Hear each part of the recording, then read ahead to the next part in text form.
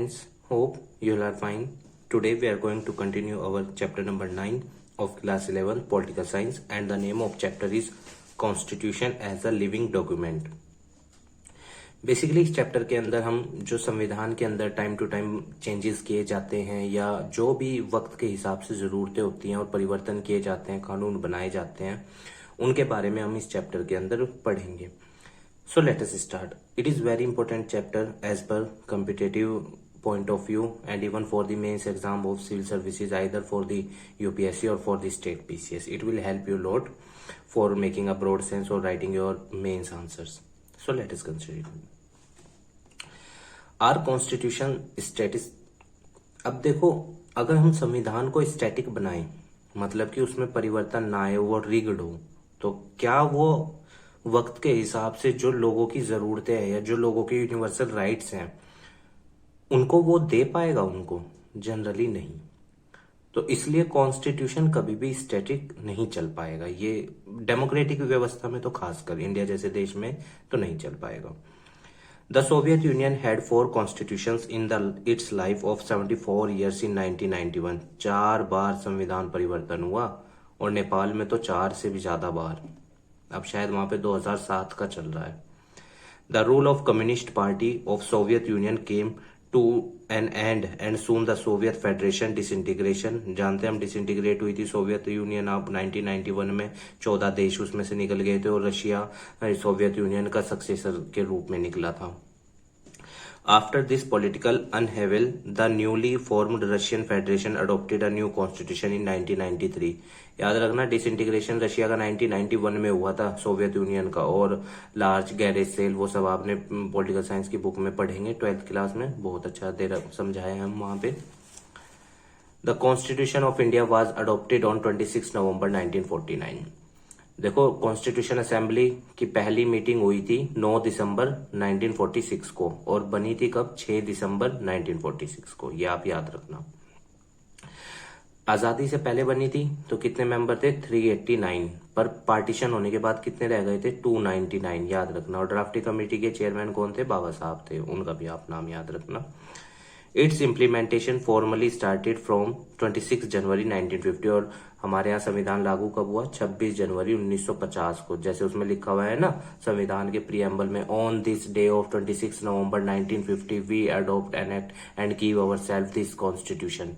तो वो चीज 26 जनवरी 1950. अब 26 जनवरी ही क्यों चुनी? जनरली ये क्वेश्चन भी आता है. याद रखना, कांग्रेस 1930 तक इसको अपना आजादी दिवस मानती थी, इस तारीख को 26 जनवरी को. तो ये डिसाइड हुआ था कि भाई 26 जनवरी को ही संविधान लागू होगा.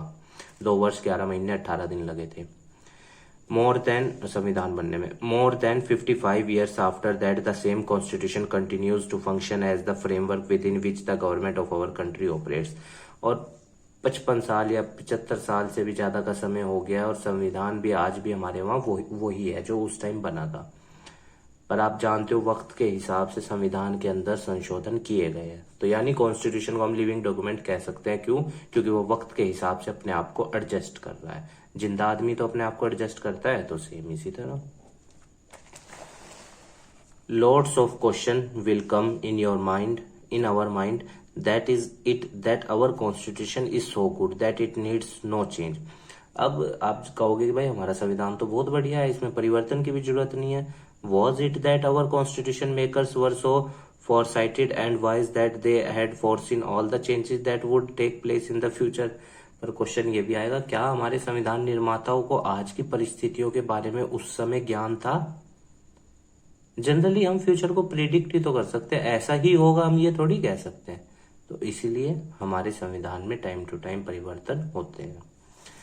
The answer to the above question is yes, we have inherited a very robust constitution. हमारे पास एक बहुत बड़ा संविधान है और एक अच्छा संविधान है. सही मायने में देखा जाए हमारे संविधान में कोई इतने चेंजेस नहीं किए जाते, माइनर से अमेंडमेंट होते रहते हैं. I accept that. पर पूरा संविधान बदलना जैसे नेपाल और रशिया में हुआ है, वो व्यवस्था तो नहीं हुई ना हमारे यहाँ. यानी हमारे संविधान निर्माताओं को इस चीज का पता था कि फ्यूचर में इंडिया जैसे डाइवर्सिफाइड देश में क्या क्या चीजें हो सकती है. The basic framework of the constitution is very much suited to our country. और बेसिक फ्रेमवर्क प्रीएम्बल या ये सब चीज़ें जो भी उसमें है, जैसे फंडामेंटल राइट, फंडामेंटल ड्यूटीज़ हैं, ठीक है ना, सिटीजनशिप के आर्टिकल्स दे रखे, आर्टिकल 5 से 11 है, ये सब जो चीज़ें हैं, या टीपीएसपी है, directive principle of state policy, या जो राज्य के अपनी राज्य सरकार, केंद्र सरकार की जिम्मेदारियां, वो सब जो डिविजन्स बताए गए हैं, वो एक इम्पोर्टेंट चीज़ है हमारे देश के लिए भी और हमारे इस देश के नागरिकों के लिए भी। The constitution makers were very foresighted and provided for many solutions for future. For many solutions for future, as you know that there was inheritance of a community system, or the society was divided into 4 sects, as we know. So the constitution makers have given their provisions of reservation like that for women and for scheduled tribes and scheduled caste community, and even time to time changes are made in the constitution as per the need of the society. Our constitution accepts the necessity of modification according to the changing need of the society. As I have explained that as the society get modern, or there is need to bring some changes in the constitutional provision, there is a system in, as you know that the parliament is there to bring the changes in the constitution of India. In the actual working of the constitution, there has been enough flexibility of interpretation. Both political practice and judicial ruling have shown maturity and flexibility in implementing the constitution. और आप जानते हो हमारे यहाँ पे judicial ruling के अंदर basically मैं जुडिशियल रिव्यू और जुडिशियल एक्टिविज्म की बात कर रहा हूँ।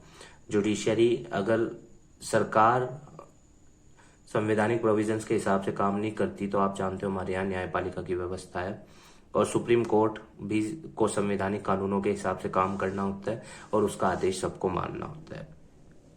पॉलिटिकल प्रैक्टिसेस आप जानते हो गवर्नमेंट की भी जिम्मेदारी होती है कॉन्स्टिट्यूशनल प्रोविजंस के हिसाब से काम करना, उनको सही से लागू करना ताकि लोगों का जीवन बेहतर हो सके।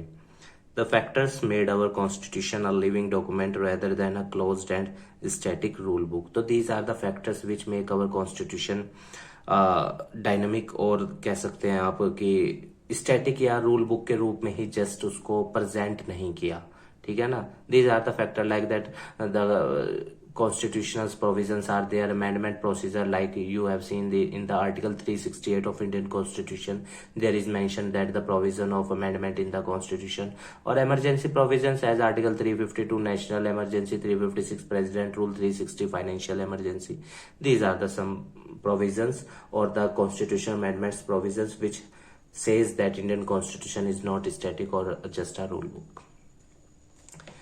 Challenging issue of constitution and solutions. The provision of the constitution would naturally reflect to tackle the problems that the society is facing at the time of making the constitution. तो जो भी संवैधानिक प्रोविजंस संविधान निर्माताओं ने डाले थे संविधान के अंदर, वो किस लिए डाले थे? क्योंकि उस वक्त के लोगों को वो समस्याएं फेस करनी पड़ रही थी। पर अब उस वक्त के लोगों की जो समस्याएं थी, क्या आज के लोगों की भी वही समस्याएं हैं? जनरली नहीं, क्योंकि मॉडर्नाइजेशन की वजह से समस्याएं भी तो अलग अलग तरीके की उत्पन्न होंगी जैसे जैसे सोसाइटी मॉडर्न होगी। तो अगर हम उसी चीज को मान के चलेंगे, उसी तरह सोल्व करेंगे, तो क्या आज की प्रॉब्लम सोल्व हो पाएंगी? नहीं। तो इसलिए संवैधानिक प्रोविजंस में अमेंडमेंट लाना पड़ता है। कुछ इंपॉर्टेंट अमेंडमेंट्स मैंने आगे डिस्कस किए हैं, वो आएंगे तो मैं आपको एक्सप्लेन करूंगा। The Constitution must be a document that provides the framework of the government for the future as well. The Constitution should be like that the government may operate or may rule easily in the nearby future, may tackle or may solve out the problems or may solve out the challenges which are going to arise in the coming future. The government should have the such type of constitutions provision. तो government के पास ऐसे provisions होंगे तो government को आसानी रहेगी futures की problem को सोल्व करने के लिए। The constitution has to be able to respond to the challenges that may arise in the future, and even the constitution have the such provisions so that he or she, even the constitution can tackle the problems easily. मतलब उसके अंदर भी ऐसे provisions होने चाहिए कि आने वाली समस्याओं के हिसाब से वो अपने आप को एडजस्ट करके उन प्रॉब्लम्स को सोल्व कर सके।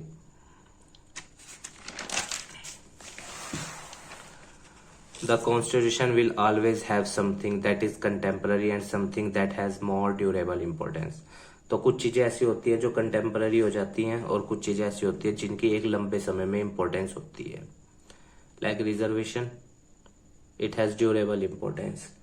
When we talk about to bring the society at equal level, so there is a need to pick up the backward class or the scheduled caste, scheduled tribe pupils at the same level. हम भी उनको same level पे लाएं society के, तभी तो हम equality और ये सब की बात कर सकते हैं।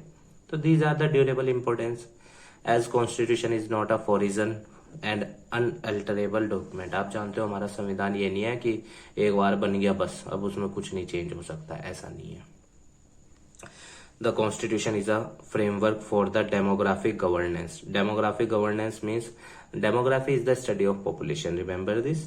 तो जो जनता के ऊपर शासकीय व्यवस्था है उसकी एक फ्रेमवर्क है संविधान। संविधान के हिसाब से ही तो एडमिनिस्ट्रेटर्स जो होते हैं, आईएएस या और भी सिविल सर्वेंट्स होते हैं, वो सब कैसे शासन करते हैं, पॉलिटिकल लीडर्स कैसे शासन करते हैं, संवैधानिक प्रोविजंस के हिसाब से। There it is mention that who will do what and who will responsible for his act or her act. How to amend the constitution. अब हमारे संविधान में अगर परिवर्तन लाना हो या संवैधानिक व्यवस्था में चेंज लाना हो तो वो कैसे होगा। Article 368 deals with the amending powers of the parliament. Article 368 के अंदर बताया गया है संविधान में संशोधन की प्रक्रिया। जनरली एक क्वेश्चन पूछा जाता है 12th लेवल के एग्जाम्स जॉब्स में कि जो 368 है आर्टिकल जिसके अंदर हमने संवैधानिक संशोधन की बात कही है, ये किस देश से लिया है। तो याद रखना साउथ अफ्रीका से। पार्लियामेंट में in exercise of its constituent powers amend by way of addition, variation or repeal and provision of the constitution in accordance with the procedure laid down in the articles। तो जो भी हमारे यहाँ articles के अंदर procedure बताया गया है उस हिसाब से संसद हमारे यहाँ संविधान के अंदर संशोधन कर सकती है। किसी पुराने कानून को हटा सकती है, नया कानून ऐड कर सकती है, पुराने कानून में संशोधन कर सकती है, या जो नया कानून ऐड हुआ है उसे भी हटा सकती है। फॉर एग्जाम्पल जैसे फार्म बिल पास हुआ था, फिर उसको हटाना पड़ा उसके कुछ प्रोविजंस को, तो ये सब चीजें कर सकती है। पार्लियामेंट याद रखना 3 चीजों से मिलकर बनती है, लोकसभा, राज्यसभा एंड प्रेसिडेंट साहब। Let us see further. Balancing approach of our constitution. The constitution must be amended if so required, but it must be protected from unnecessary and frequent change. तो देखो अगर जरूरी है संविधान के अंदर संशोधन करना तो उसको किया जाना चाहिए, पर नेता अपने पॉलिटिकल फायदे के लिए जानबूझकर संविधान में चेंज करे तो वो चीज ना हो। समझ रहे हैं। संविधान में चेंज करना अगर जरूरत है ठीक है, अच्छी बात है, पर जानबूझकर करना अननेसेसरी चीज के लिए वो तो गलत है, फिर वो संवैधानिक मूल्यों के खिलाफ चली जाएगी चीज। In other words the constitution to be flexible and at the same time rigid. तो संविधान को क्या होना चाहिए, फ्लेक्सिबल भी होना चाहिए, जरूरत के हिसाब से अपने आप को मतलब उसमें संशोधन भी किए जा सके, और रिग्ड भी हो, यानी कि अननेसेसरी संशोधन भी इजीली हो जाए, ऐसी व्यवस्था ना हो। Flexible means open to changes and rigged means resistance to changes. A constitution that can be very easily changed or modified is often called flexible. तो जिसमें आसानी से चेंज हो जाए उसे फ्लेक्सिबल कहते हैं, और जिसमें टाइम लगे, चीजें आसानी से चेंज ना हो सके, that is called rigged. In the case of constitution which are very difficult to amend, they are described as rigged. The Indian Constitution combined both these characteristics. हमारा संविधान क्या है, फ्लेक्सिबल भी है और रिगिड भी है। याद रखना कंपटीशन में पूछता है कि इंडियन कॉन्स्टिट्यूशन कैसा है, तो आप बताएंगे फ्लेक्सिबल भी है और रिगिड भी है। If faults are mistake in our constitution, whenever such mistake would come to light, the constitution to be easily amended and to be able to get right of these mistake। तो अगर संविधान के अंदर कोई मतलब गलती से कोई संशोधन हो गया या कोई ऐसा निर्णय ले लिया गया है जो मतलब जनता नहीं चाहती है, तो क्या हो सकता है, उसमें इजीली परिवर्तन किया जा सकता है संवैधानिक मूल्यों को ध्यान में रखते हुए। There were some provision in the constitution that were of temporary nature and it was decided that these could be altered later on once the new parliament was elected। तो कुछ प्रोविजंस ऐसे थे जो टेम्पररी बेस पे हुए थे कि जब मतलब नई पार्लियामेंट चुनी जाएगी, नई संसद उस टाइम के हिसाब से, तो वो हटा दिए जाएंगे। The constitution was framing a federal polity and therefore the rights and powers of the state could not be changed without the consent of the state. हमारे यहाँ आपको पता है कि अगर राज्य सरकार की पावर्स को घटाना बढ़ाना है तो ठीक है, संसद के पास पावर है उसको करने का, पर राज्यों से कंसेंट भी लेना पड़ेगा, ये याद रखना। Consent of state is very necessary. तो संविधान में अमेंडमेंट 3 तरीकों से होता है। पहला, सिंपल टू ऑर्डिनरी, ठीक है, सिंपल मेजोरिटी की वो 50% वोटर सांसदों ने ये कह दिया कि हाँ हम इस बिल के पक्ष में हैं, तो वो बिल कानून बन जाता है। और मतलब अगर वो कुछ अमेंडमेंट करना चाह रहे हैं तो 50% अगर हम पार्लियामेंटेरियन ये कह दें कि हम इसके फेवर में हैं तो वो पास हो जाता है। स्पेशल मेजोरिटी में क्या होता है, 2/3 चाहिए होती है दोनों हाउस की मिला के। 66% सांसद जब ये कहेंगे कि हाँ हम इसके फेवर में, तब वो पास होगा। और कुछ जो तीसरा अमेंडमेंट है उसमें ऐसा है कि स्पेशल मेजोरिटी भी चाहिए 2/3 और आधे से ज्यादा राज्यों की परमिशन भी चाहिए, जैसे जीएसटी वाला बिल था। समझ रहे हैं, स्पेशल मेजोरिटी भी 2/3 में यानी, और आधे से ज्यादा राज्यों का कंसेंट भी चाहिए, ठीक है।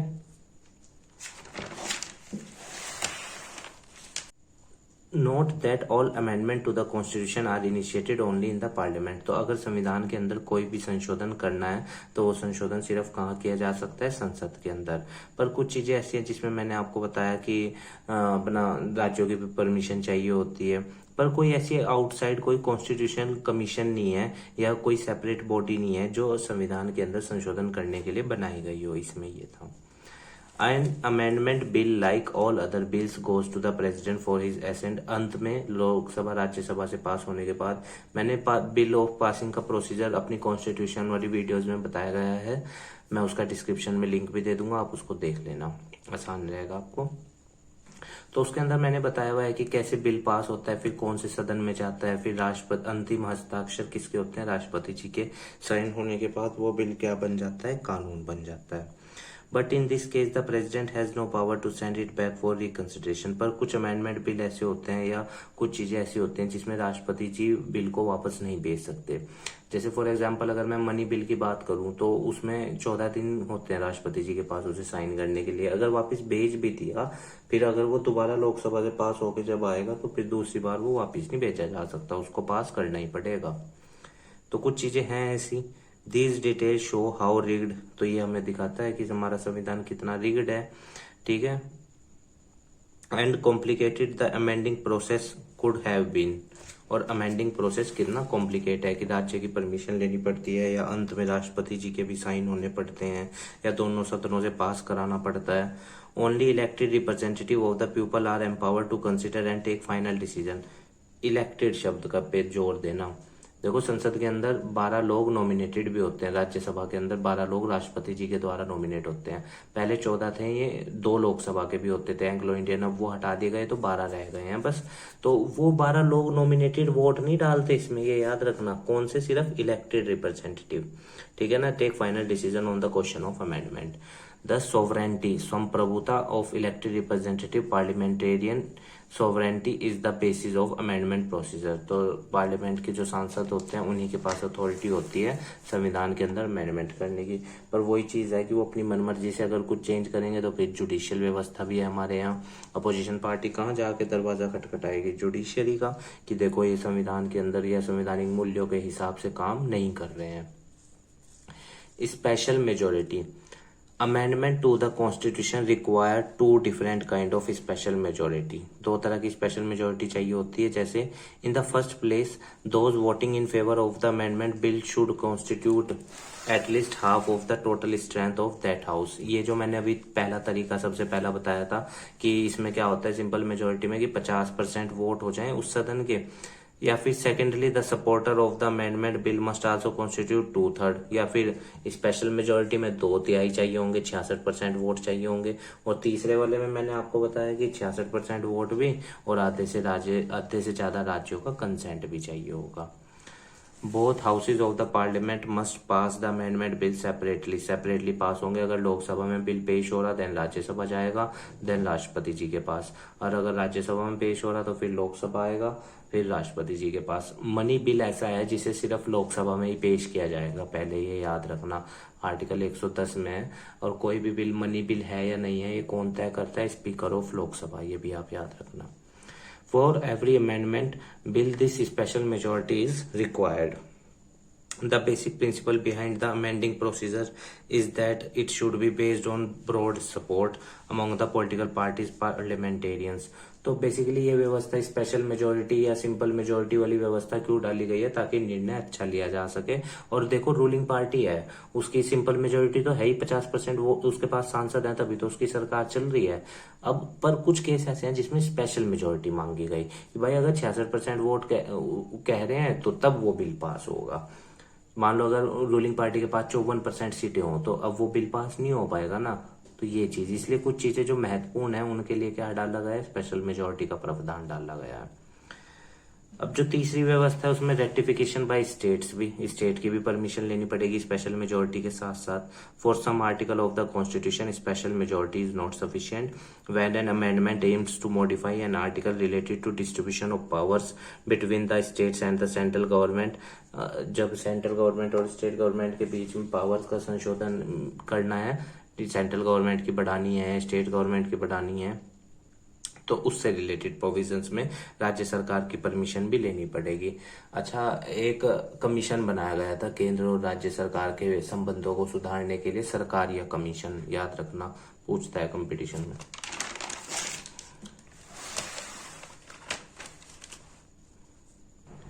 The Constitution has ensured this by providing that legislature of half of the states have to pass the amendment bill before the amendment comes into effect. So I have told you that if the bill have to enact, अगर bill को लागू करना है, then it must be the responsibility of the government that to take the consent of half of the states too, and the special majority also for a bill in the Lok Sabha and the Rajya Sabha too. Apart from the provision related to the federal structure provision, अब federal होता है संघीय व्यवस्था, जहाँ पे केंद्र सरकार और राज्य सरकार दो लेवल की गवर्नमेंट हो। देश के अंदर सिटीजनशिप भी दो तरह की हो, उस राज्य के जहाँ से बिलोंग करते हो और उस देश के। तो फेडरल व्यवस्था में हमने चैप्टर क्लास 9th का है, पता नहीं 10th का है, फेडरलिज्म अच्छे से समझा है, वो भी आप देख सकते हैं प्लेलिस्ट में। The constitution of India can be, अच्छा, federal structure provision about fundamental rights are also protected in this way, और फंडामेंटल राइट्स भी प्रोटेक्ट होते हैं आर्टिकल 14 से लेके आर्टिकल 32 तक, ठीक है, 12 से 32 भी कह देते हैं, पर राइट टू इक्वालिटी हमारा 14 से शुरू होता है, ठीक है ना। The constitution of India can be amended through large scale consensus and limited participation of the state. तो बहुत सारी चीजें ऐसी होती हैं, अब हर बिल में तो राज्य की परमिशन की जरूरत नहीं होती ना, तो जो इम्पोर्टेंट चीजें हैं उसमें ले लेते हैं परमिशन, बाकी सब में नहीं लेते। वो लोकसभा और राज्यसभा में ही चीजें क्या हो जाती हैं, पास हो जाती हैं। Why have there been so many amendment, इतने सारे संशोधन क्यों हुए हैं आज तक। जैसे जैसे मैंने आपको बताया था, वक्त की जरूरतें होती हैं, उसके हिसाब से संशोधन किए जाते हैं संविधान के अंदर। There is always a criticism about the number of amendments. It is said that there have been for too many amendments to the Constitution of India. तो हमेशा से ये कहा जाता है कि भाई संविधान के अंदर इतने सारे संशोधन करने की जरूरत क्या है। 125 से ज्यादा संशोधन हुए हैं आज तक। On the face of it, the fact that 93 amendments took place in 55 years, और अब तो 75 साल हो गए आजादी को, और संविधान बने हुए कितने हो गए हमारे, 72 साल लागू हुए हुए। Amendment are not only due to political consideration, amendment सिर्फ पॉलिटिकल कंसिडरेशन की वजह से ही नहीं होते, सोसाइटी के एडजस्टमेंट या मॉडर्नाइजेशन की वजह से भी। तो वक्त के हिसाब से कॉन्स्टिट्यूशन को अपग्रेड करना है, चीजों को परिवर्तित करना है, तो उसके लिए भी जरूरी है संविधान के अंदर परिवर्तन करना। अभी वो कितनी बार हो रहा है ये मैटर थोड़ी करता है, जैसे जैसे चीजें बदलेंगी भाई हमें तो परिवर्तन करना पड़ेगा उसके अंदर। Bearing the first decade after the commencement of the Constitution, every decade has witnessed a steady streams of amendment. Decade का एक डिकेड में 10 साल होते हैं, तो हर 10 साल में मतलब संविधान के अंदर चीजों में परिवर्तन आया है। कुछ कई बार क्या होते हैं, अगर चीजें डिस्टरबेंस हो रही हैं या चीजें अपग्रेड हो रही हैं तो संशोधन ज्यादा भी होते हैं, और कई बार डिले भी होते हैं, कम भी होते हैं। This means that irrespective of the nature of politics and the party in power, amendments were required to be made from time to time. तो ये मैटर नहीं करता कि किस पार्टी की सरकार है, कौन सा राजनीतिक दल सत्ता में है, अगर जरूरत है तो संविधान के अंदर टाइम टू टाइम अमेंडमेंट किए जाएंगे। Was this because of the inadequacy of the original constitution? Is the constitution too flexible? तो क्या ये संविधान में संशोधन इसलिए किए जा रहे हैं क्योंकि ओरिजिनल कॉन्स्टिट्यूशन में चीजें सही नहीं थी? देखिए, ये नहीं मैं हम कह सकते कि चीजें नहीं सही थी, उस वक्त के हिसाब से चीजें बेहतरीन थी, पर मैंने बताया ना, वक्त के हिसाब से एडजस्टमेंट करना पड़ता है, तो चीजें अपग्रेड की जा रही हैं। Is the constitution too flexible? और क्या हमारा संविधान बहुत ज्यादा फ्लेक्सिबल है? देखिए, हमारा संविधान बहुत ज्यादा फ्लेक्सिबल नहीं है सही मायने में। हमने रिगिड वाला पॉइंट भी पढ़ा उसमें कि रिजिड भी है। द एंटी डिफेक्शन लॉ, दल बदल कानून, 52वां संविधान संशोधन 1985। जब विधायक एक पार्टी को छोड़ के दूसरी पार्टी में जा रहे थे, सरकारें गिर जाती थी, सांसद छोड़ के चले जाते थे, या तो फिर ये कानून पास हुआ जिसके अंदर ये बताया गया कि अगर कोई सांसद या कोई विधायक जा रहे हैं छोड़ के एक पार्टी को, तो दे विल बी डिस्क्वालिफाइड। कब तक? अगर 33% लोग जा रहे हैं उस पार्टी के, मतलब जीते हुए लोग, तो फिर डिस्क्वालिफिकेशन नहीं होगा। तो ये अच्छी चीजें हैं। 52वां संविधान संशोधन, दल बदल कानून 1985, याद रखना, कंपटीशन में पूछता है। This period saw series of amendment in spite of the political turbulence, और यही वो समय था जब संविधान के अंदर बहुत सारे संशोधन किए गए। Apart from the anti defection amendment act, these amendment includes the amendment bringing down the minimum age for voting 21 साल से 18 साल कर दी गई। 61वां संविधान संशोधन 1998 में, याद रखना, 21 साल से उम्र घटा के 18 साल कर दी गई थी वोटिंग की। और 73rd कॉन्स्टिट्यूशन अमेंडमेंट एक्ट 1992, जानते हो, पंचायतों से जुड़ा हुआ है। और 74th amendment act municipal corporation से। In this same period, there were some amendments clarifying and expanding the scope of reservation in jobs and admissions। तो जॉब्स और एडमिशंस में रिजर्वेशन के लिए भी अमेंडमेंट्स कुछ पास हुए। जैसे आफ्टर 1992 और 1993 के बाद की अगर हम बात करें, तो 77वां संविधान संशोधन जो रिजर्वेशन से जुड़ा हुआ था 1995 में पास हुआ था। ठीक है, इसका यहाँ पे ईयर एक बार आप चेक कर लेना, मुझे ठीक नहीं लग रहा है, शायद ये 1980s के आसपास होना चाहिए। ठीक है, तो ये एक बार हमें देखना पड़ेगा, 1988 या 80s होगा ये, एक बार आप चेक कर लेना, ये मेरे को गलत लग रहा है इसका ईयर। ठीक है, देख लेना आप, और मैं भी उसमें डिस्क्रिप्शन बॉक्स में इसको बता दूंगा। तो 77वां संविधान संशोधन जो 1995 में हुआ था, जिसमें रिजर्वेशन की व्यवस्था थी SC/ST के लिए। और 81st कॉन्स्टिट्यूशन अमेंडमेंट एक्ट 2000 सन में पास हुआ था, जिसमें रिजर्वेशन जॉब्स की बात की गई थी, जॉब्स में रिजर्वेशन। और 82nd कॉन्स्टिट्यूशन अमेंडमेंट एक्ट था, इसका भी मेरे को ईयर याद नहीं आ रहा है। और ये किससे जुड़ा हुआ था? SC/ST को, आप जानते हो, मार्क्स में रिलैक्सेशन मिलता है ना, जैसे फॉर एग्जांपल जनरल के लिए 50% मिनिमम होना चाहिए 12th में, फॉर एग्जांपल किसी जॉब में, तो SC/ST के लिए वहां पे 45% का प्रावधान है, 40 का है। तो इस तरह से वो 82th कॉन्स्टिट्यूशन अमेंडमेंट एक्ट में था। इसका ईयर आप देख लेना एक बार, अभी मेरे को याद नहीं आ रहा है। ठीक है, कुछ अमेंडमेंट ऐसे थे जो जिन्होंने कंट्रोवर्सी क्रिएट करी, जैसे 38th अमेंडमेंट एक्ट जो 1975 में हुआ था। ठीक है, made the declaration of emergency वाला प्रावधान था इसमें। और 39th अमेंडमेंट एक्ट, अच्छा, उसमें ना इमरजेंसी जो राष्ट्रपति जी डिक्लेयर करेंगे वो जस्टिसेबल नहीं होगी कोर्ट के अंदर, ये याद रखना। 39th अमेंडमेंट एक्ट 1975 में ही था, सेम ईयर था। इलेक्शन ऑफ PM प्रेसिडेंट्स, जो उनसे रिलेटेड डिस्प्यूट होंगे वो पार्लियामेंट में ही सोल्व होंगे। और हालांकि वहां भी अप्रोच कर सकते हैं, सुप्रीम कोर्ट भी, वो व्यवस्था भी है। और 42वां संविधान संशोधन 1976, तो आप जानते हो, मिनी कॉन्स्टिट्यूशन, फंडामेंटल ड्यूटी, संविधान के अंदर 3 शब्द, बहुत सारी चीजें थी इसके अंदर। These 3 amendments were made in the background of internal emergency declared in the country from June 1975। Indira Gandhi ji के द्वारा लगाई गई थी ना।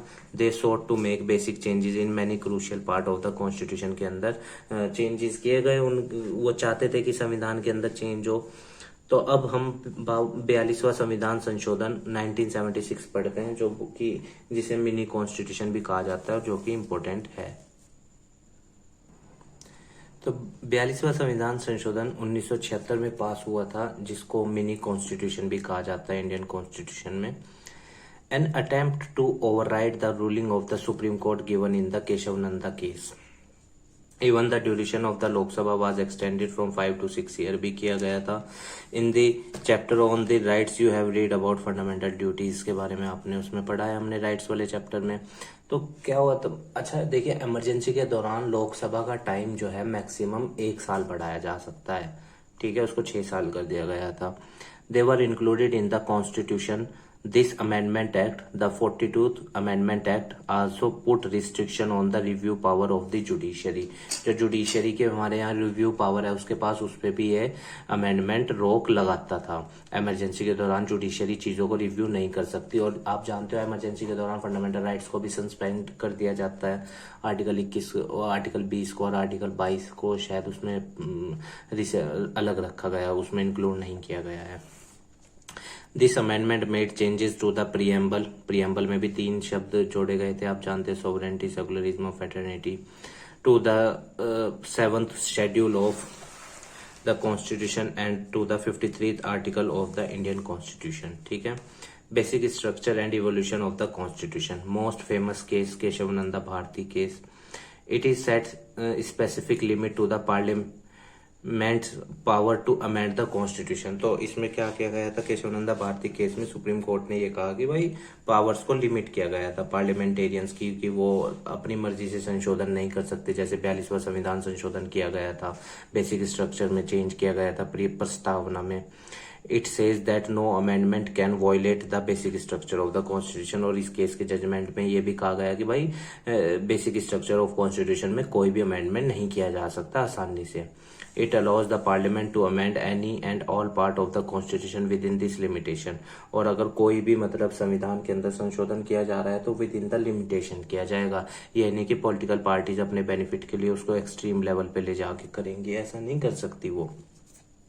It places the judiciary as the final authority in deciding if an amendment violates basic structure and what constitutes the basic structure।